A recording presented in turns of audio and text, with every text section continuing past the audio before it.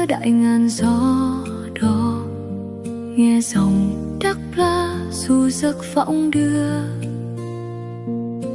Phai áo cũ theo mùa rơi lên đồi, chân đất nhỏ đi qua mùa đói rét.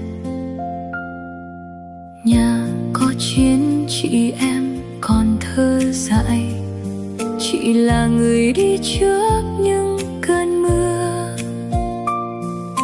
Bỏ trang vỡ giữa tuổi đời còn trẻ, đổi tuổi xuân cho anh chữ em thơ. Xa mái nhà theo miền cao heo hút, qua dốc núi, qua những mùa mưa giăng. Từng đồng lương gom từ bao đêm trắng, từng giọt mồ hôi thắp hy vọng ngày mai. Người đàn bà dâng ao, vai gầy mang cả núi, tay trắng dựng cuộc đời giữa bao mùa gió bụi. Người đàn bà dâng ao, dấu nước mắt vào tim, dẫu tình duyên lỡ làng vẫn kiên cường đứng dậy. Không vương miện trên đầu, không lụa là phố thị, chỉ có đôi bàn tay chống cả đời nghiệt ngã.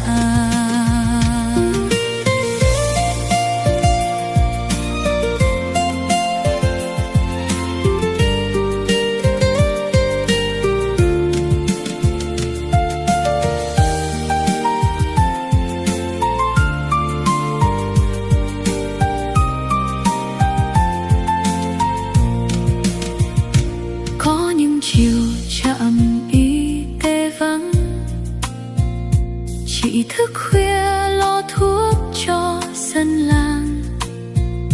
Ngoài hiên gió quẩn quanh mùa mưa cũ, con đợi mẹ bên ánh đèn vàng.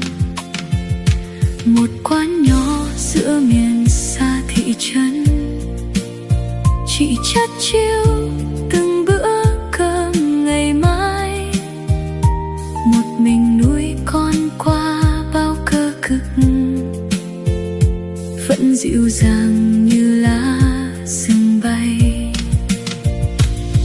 Có người đàn bà sinh ra từ đá núi, ngã bao lần vẫn đứng giữa phong ba. Mắt vẫn sáng như sao khuya trên đỉnh núi, tim vẫn hồng như than đỏ chiều xa.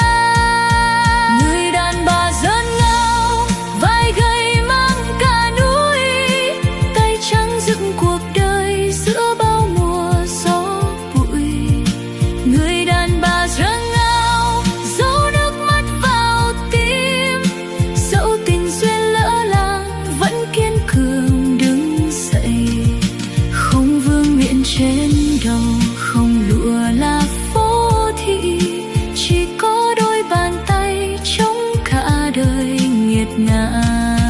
Rồi một ngày bình yên sẽ về bên đời chị, người thương chị thật lòng sẽ nắm tay đi tiếp. Người đàn bà dâng ao, con gái của đại ngàn, xin hãy vững vàng nhé chị.